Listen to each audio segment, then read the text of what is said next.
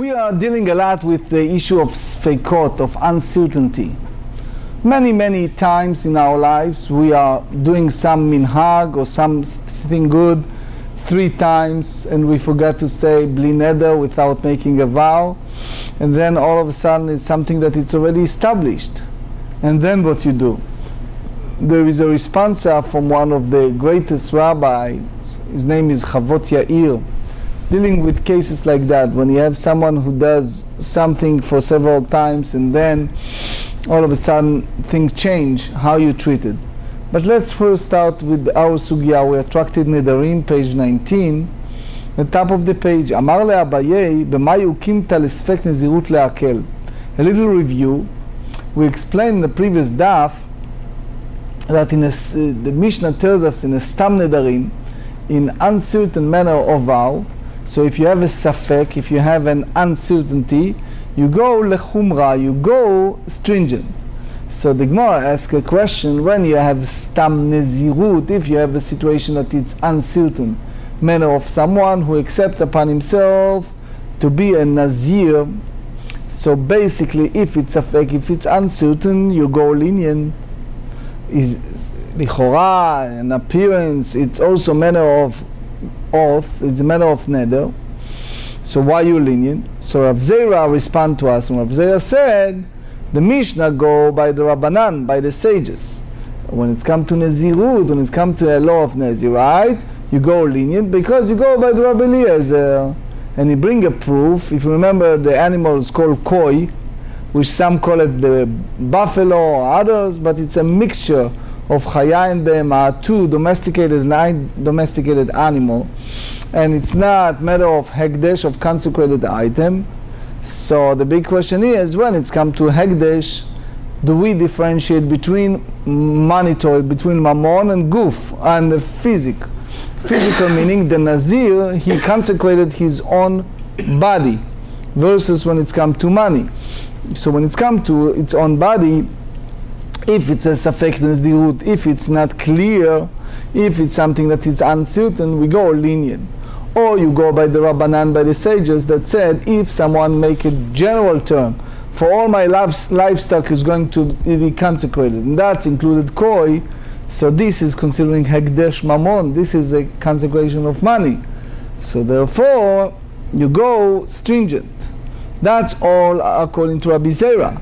Abaye respond, and he said, "B'mai ukimta." How do you explain the Mishnah, the way that it's involved nezirut, that you treated leniency? Ke Rabbi Eliezer, you make it in the match of you of Rabbi Eliezer. Eima seifa. You continue with the Mishnah that said as follows: Safek bechorot. If you have a doubt over the firstborn, regardless, the Torah said that the firstborn is to Hashem. If it's a male, if it's a female, and you don't know which one of them the Ran said, you go the firstborn. Echad bechorei Adam. So the Torah said in book of Numbers, chapter 18, that the firstborn of man is belong to God, which means the one who represents God, which is the Kohen. You substitute with the 5 slaim, which made of silver, as a pidyon, as a matter of release from the Kohen.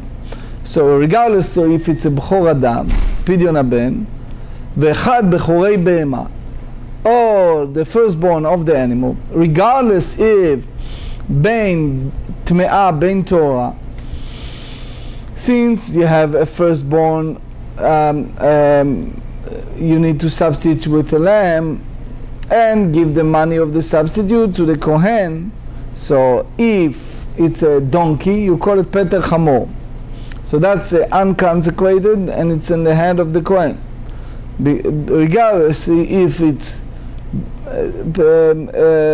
animals that render ritual impurity or animals that not, he said you have to give it. So every firstborn, as we said, for livestock, for goats, for regardless if it's a Israel or not, it's sanctified in the sanctity of the firstborn. You give it to the Kohen. So if it's tamim, if without any blemish, the Kohen take it and bring us an offering. And he take the blood, he sprinkle it on the altar, and he take the fat, and you eat the meat by the Kohanim. But if it carries some blemishes, you slaughter it in every place, and you eat it as an unconsecrated item. So they said, Hamotzi mechavero, alav hare'aya. If someone, you have the burden of proof, so you need to bring his proof, which means the Kohen cannot take from anything from those of the firstborn, only if he prove that this baby, it's really firstborn, and that's considering safek mamon. And who said that hamotzi mechavero, if someone has the burden to pull out from his fellow, he need to bring a proof. So the Rosh explained what's the revach. If it's come to a pidyon, a ben, a first son, so he get money. If it's peter chamor, you give it to the Kohen. V'taneh ala, we learn on this baraita, ve'asurin begiza va'avoda. The Torah said in Deuteronomy 15 that you cannot cut of the consecrated animal or walk with that. So the Torah said, regardless if this firstborn carry a blemish or tamim. The Torah said, לא תעבוד בבחור שורך ולא תגוז בבחור צונך. So you're not allowed to do work with the firstborn of your animal. That's Deuteronomy 15. So he said, since it's a possibility that they carry sanctity of the Bechor, so you have Safek Doraita and it's Lechumra, you go stringent.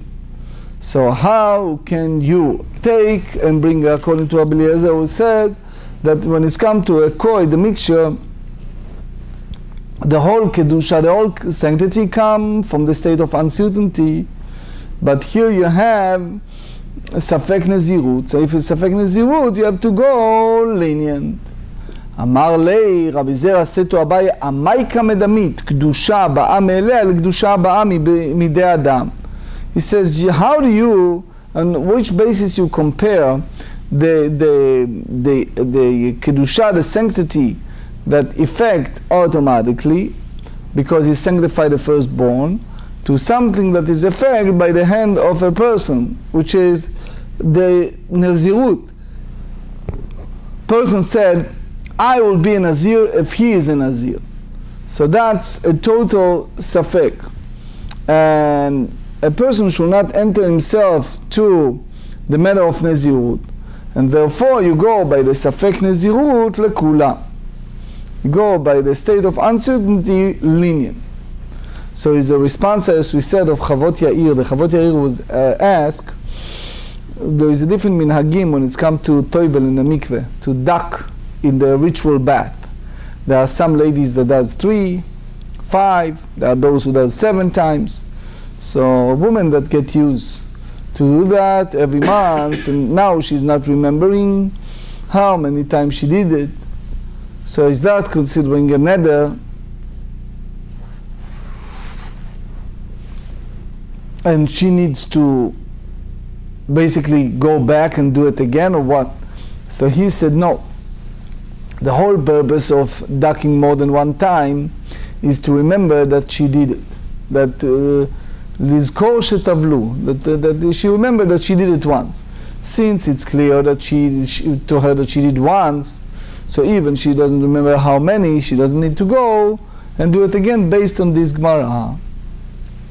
Ela ikashya, but if it's something that is difficult with the word of Rabbi Zera, ha kashya, safek mashkin litameh. For example, a person who is ritually impure, put his hand in some liquid, and it's not clear the one said if he touched them or not. That's based on Mishnah in Tarot, chapter 4, Mishnah 9. Tameh, letameh acherim tahor. He himself render ritual impurity, but if it's others, since this manner of rendering ritual impurity is rabbinic, so the rabbis are more lenient when it's come to uncertainty. דברי רבי מאיר, וכן רבי אלעזר אומר כדבריו. ומי הסבירה לרבי אלעזר, או שם סדר רבי אליעזר? ליטמא טמא והתניא. רבי אליעזר אומר, it's a brighter that Rabbi Eliezer said that when you have a state of uncertainty, אין טומאה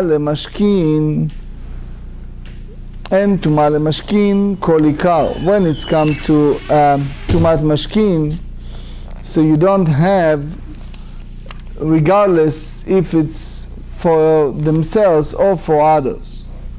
So Maria Sad was a great rabbi that lived at the era of the Khatam Sofer.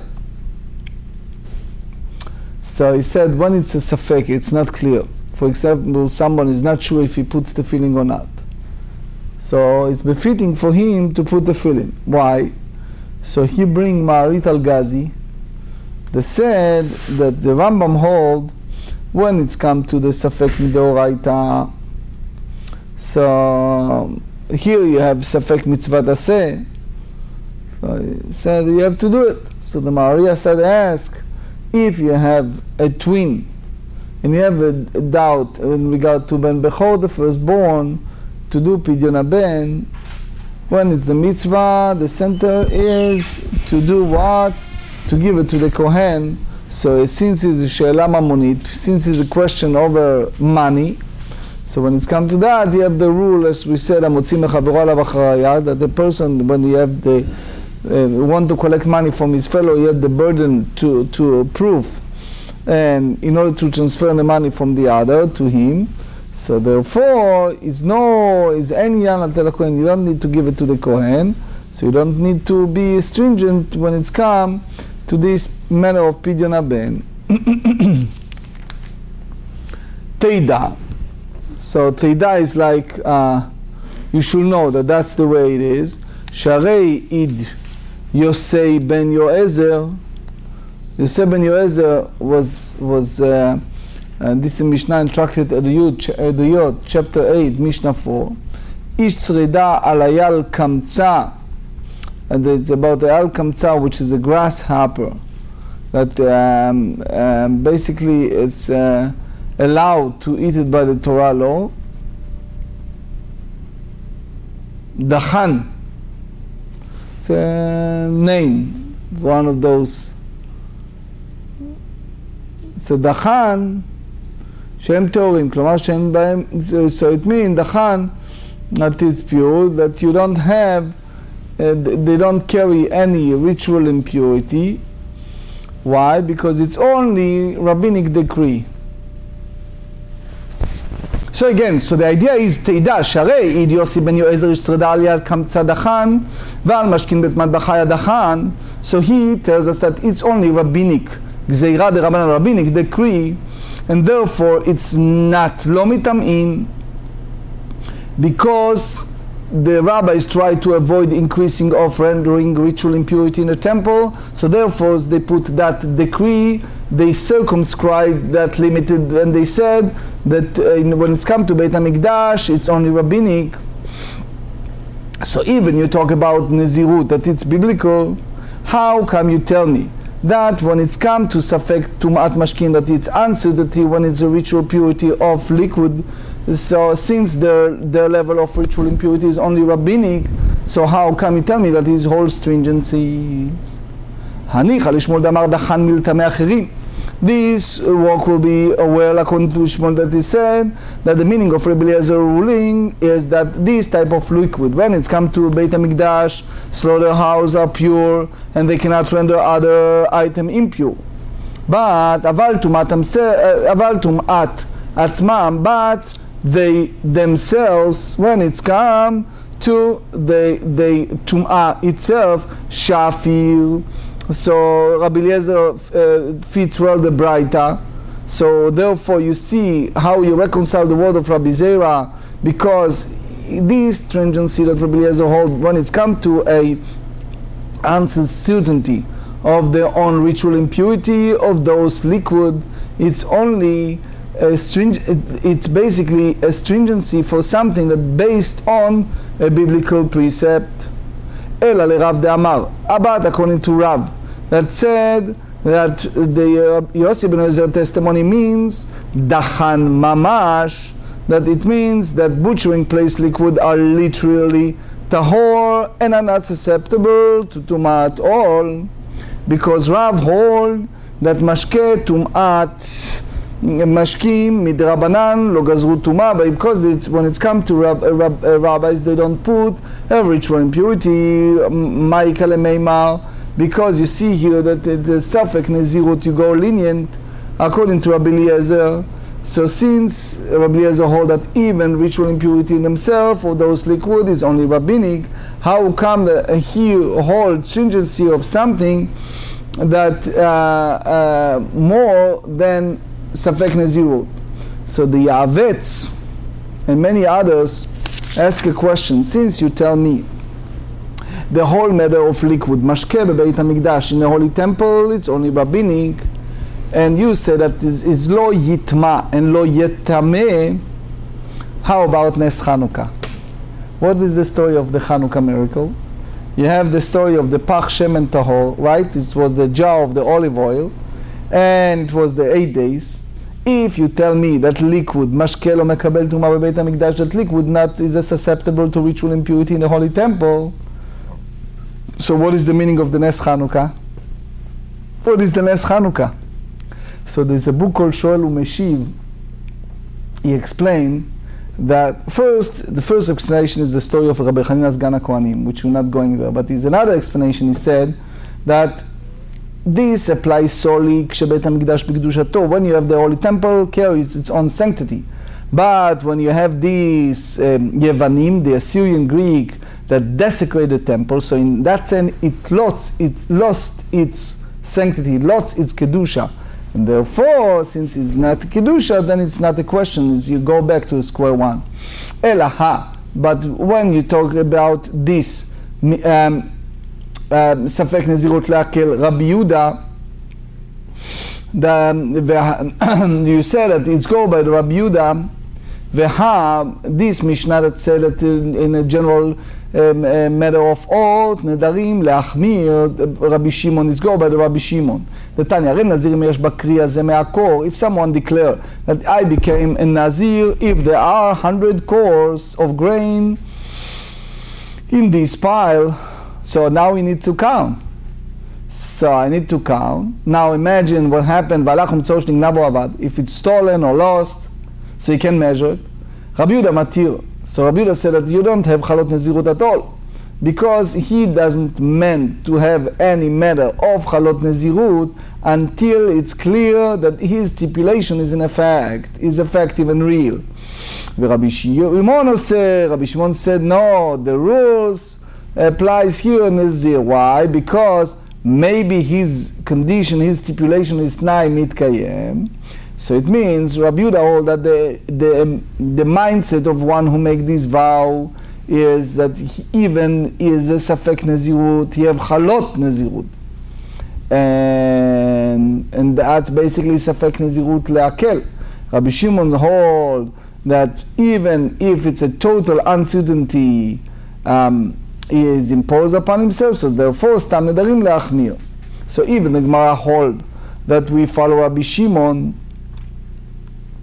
But there is a huge difference between the rule of Rabbi Shimon and the Mishnah, because in the Braita Rabbi Shimon hold only when it's come to uncertainty, and Mishnah said even it's something that is clear, it's vadai, you have the malkot. So it means that you have to differentiate between something Tosfot explained, that when it's come to Nedarim you go stringent, because a person do not express himself something in vain. So now we have an issue of the contradiction between Rabbi Yehuda and another statement of Rabbi Yehuda. You tell me the Rabbi Yehuda hold that the person do not enter himself into a state of uncertainty, and so therefore as long as the volume of the heap is unknown, so Nezirite does not take an effect. Veramini, we ask a question. Rabbi Yehuda Omer, in this Mishnah, Rabbi Yehuda Omer, stam truma, if some person make a general declare about a certain object, it is hereby to me like truma. So it means this part will be a תרומת לשכה, או תרומת גורם, but it's דבר האסור. So ביוסף ביהודה אסורה, because they have הדפסת לשון. ובגליל מותרת, בגליל זלה, שאין אנשי הגליל מכירים תרומת הלשכה. As we said in the Mishnah, that people in the Galilite are not familiar with תרומת הלשכה. So what would derive from that? Tama, the reason that Rabbi Yehuda allowed in the Galil, they ain't makirin, because they are not familiar, the people in Galilee. So since it's not makirin, so you don't have any uncertainty. What is the meaning of the word "one to make a vow"? It's clear that what he meant to say is Trumat Gorem. 19b, ha-makirin asurin. But if the people in Galilee are familiar with Trumat Alishka, so they are forbidden. So even if the person mentioned Truma without any form of saying it clearly specified, there is still uncertainty that the Truma, what they're exactly referring. אומר רבא, גבי קרי כסבר כל שספקו חמור מוודאי לא היה מנשנף של ספיקה. דילו גבי נזיר ודאי מגלח ומביא קורבן. ונאכל על ספקו לא מצא מגלח. So beautiful, he said here, he doesn't gain anything from this uncertainty, because think about it. If he is clear, it's clear. So he is have chalot nezirut. So we know what to do. But if it's uncertain, so therefore a whole concept of bringing korban. So let's think together. What is involved? At the end of the period of nezirut, so the nazir have a time that he is doing a shaving, the tiglachat, and it's three items of offering. It's a sin offering, burn offering, and peace offering, and shaving the head of the nazir. That's based on the Torah, book of Bamidbar, chapter 6, verses 14 to 20. So part of this order, the nazir, if it's unclear, it's a problem, because as far as the drinking wine, shaving the hair, or contaminated with ritual impurity is a problem, or even korbanot. You can bring a korban chatat, the sin offering, if it's uncertain. So, but as we said, al sfeiko, but if it's a questionable nazir, so he may not shave his hair, lo matzeh megaleach at any time. So, because if you sanctified animal that you don't commit yourself, the Ran explained, the Tosfot explained, it doesn't carry any sanctity.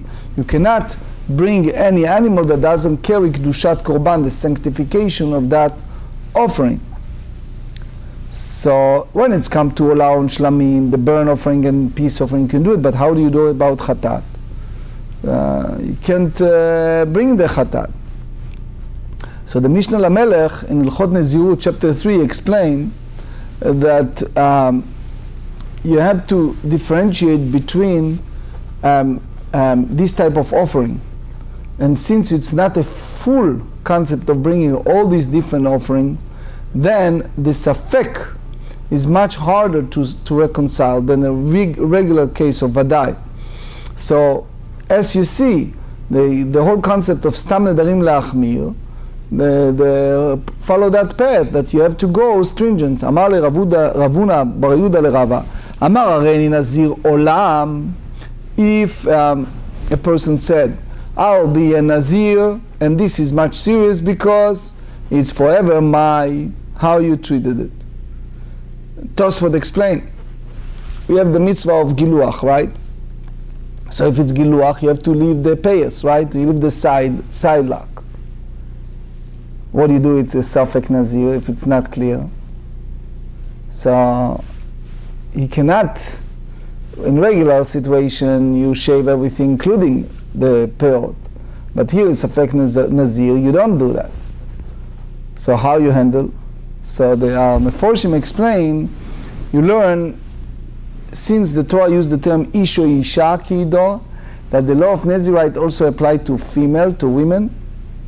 So if it's a safek, she can shave all the hair.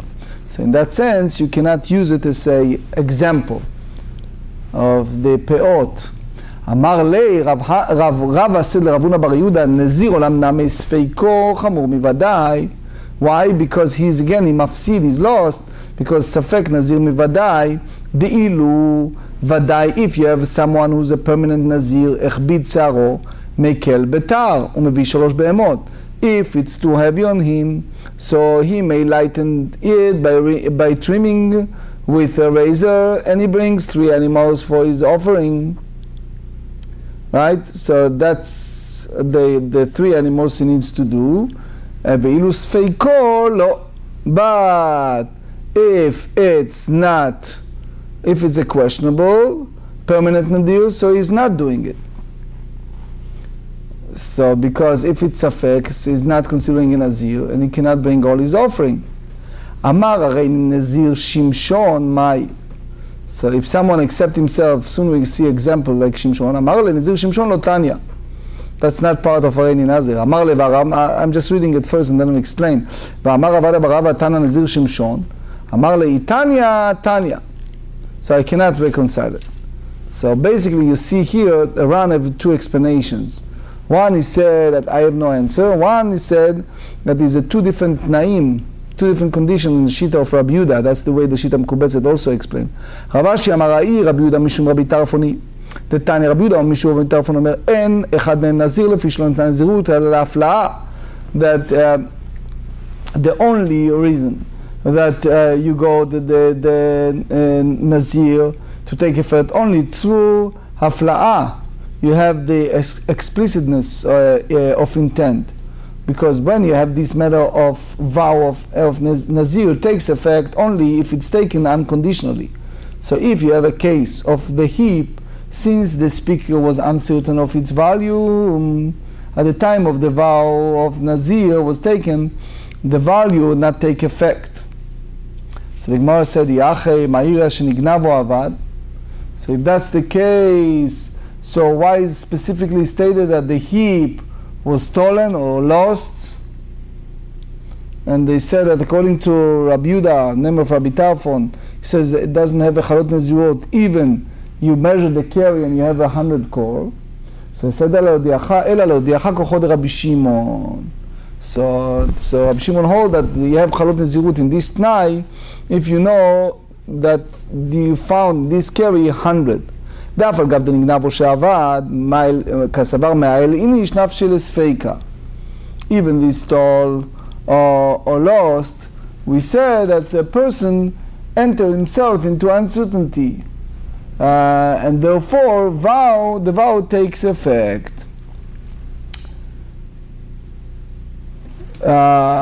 Here, the beauty of that is that it's clear that Rabbi Shimon, whose whole stringency is the one who brings the chidush, and that's what the Ran said, and Tosfot, and also the Rashba said. Tosfot basically asks, you have different form of Nazirut. You have Nazirut Shimshon, you have others. And the way Rabbi Shimon holds is only in a general Nazirut. So Rashash tried to explain. Anyway, Rabbi Yehuda Omer, Stam Truma Bi Yehuda. Rabbi Yehuda says, if one made a general Truma, which means he declared about a certain object, he hold it, said Truma. This Oser Alai Kemo Truma. So if it's Yehuda, it's Trumat Lishka. It's called Pasat Neder. But if it's Galil, if it's Galilite, so he meant to say Truma Gdola, and you cannot have Atpasa Bedavar Asur. So as the Gemara said, it's similar, Hamakirin, but they were familiar with the Truma, Trumat Alishka. So if they're familiar, so regular Truma Asurin. Alma Sfeika Lechumra. So you see here that when you have a state of uncertainty, the nature is decided stringently. So in Seifa, you'll go to the last part of the Mishnah, Stam Haramim Biyuda Mutarin Bagalil Asurin, which means that this is Haramei Kohanim, that you don't have, you have here issue of Atpasat Isur Bagalil Asurin the fish and Shegalil Makirin et Haramei Kohanim, because the people of Galilite are not familiar with Haramim from the Kohanim. So Hamakirin, if they recognize Mutarin, Alma, Sfeika Lekula. So you have a doubt in nature, you go leniently. So that's Tira in the word of Rabbi Yehuda. In one place you have Kula, in another place you have Chumra. Amar Abaye, Rabbi Lazar Rabbi Tzadoki. This follow Rabbi Lazar Sanor, זה בתניא. Rabbi Yehuda אומר. So, Rabbi Yehuda אומר, סתם תרומה ביהודה אסורה. If you have general תרומה in Yehuda, it's forbidden. רבי אלעזר ברבי צדוק אומר, סתם חרמים בגליל אסורים. He says, as חרמים in the Galil is forbidden. And you see that this is disputation from one another. So even the Rabbi Yehuda holds the stringency, regardless if it's a stam truma or stam cherem, and Rabbi Eliezer lenient here, he wants to tell us that the opinion over stam truma. But the Rambam Ilchot Nedarim chapter 2, and you see it also in the 2 Yerodea 208, and that's the way the Rashba and the Ran hold, that Stam Nedarim Lachmir go by the general manner of Nedarim, of vow, stringency. So I would like to conclude, and that's basically the way the Ran said, that that's the way they received from the teachers. The late Dayan Weiss, the late Minchat Yitzchak, whom I have the privilege to have the askama, to have the letter of approbation for my book on Rashi. I'm back in 1987. It was a wonderful tzaddik. Anyway, there's a case that Rabbi Weiss wrote about a fellow that total secular Israeli, but really total. He was born, raised in Tel Aviv, and like many of my past friends, they finish their army services, they go to India, all those places, they're in search of meaning of life. So he went to different locations, and as you know, that is different form of avodah zorah, I don't have to tell you. So he tried all different form of to say the least is tikrovet avodah zarah, some form of idol worshipping over there. So while he was in search of different form, he ends up in a shul in Bombay.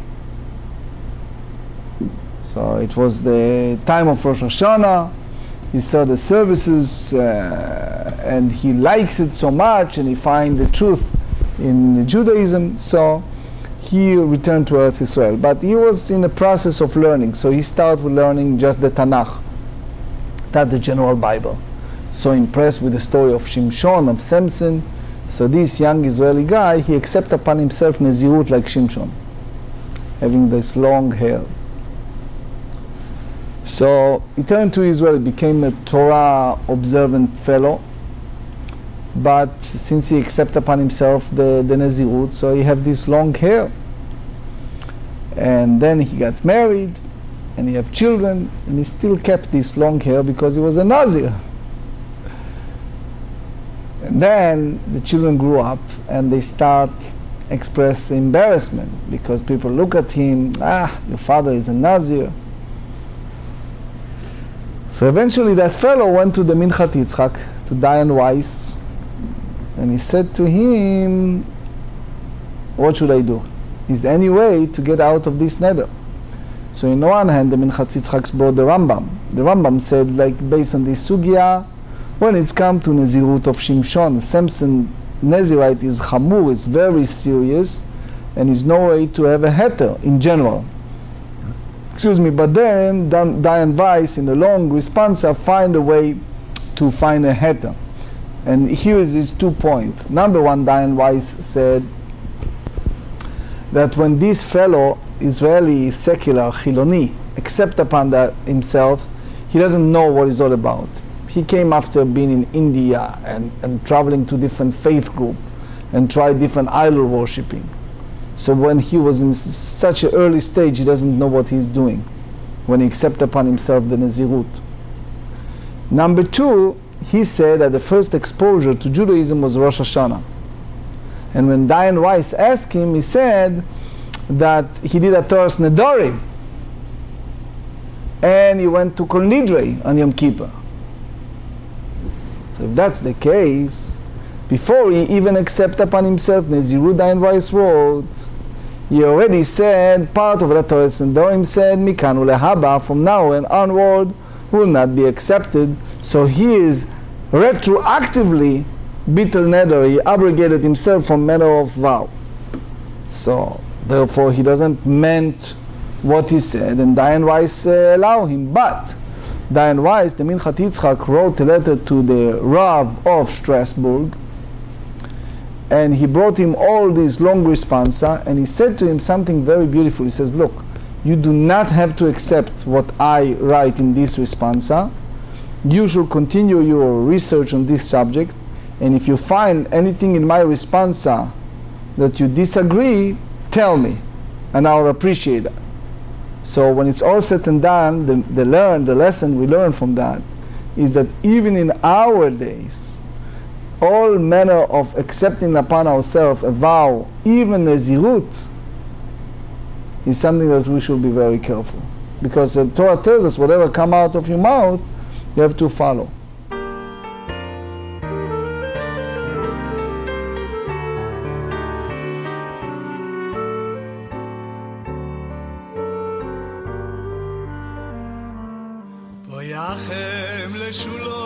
Malachai, Shuloim, Malachai.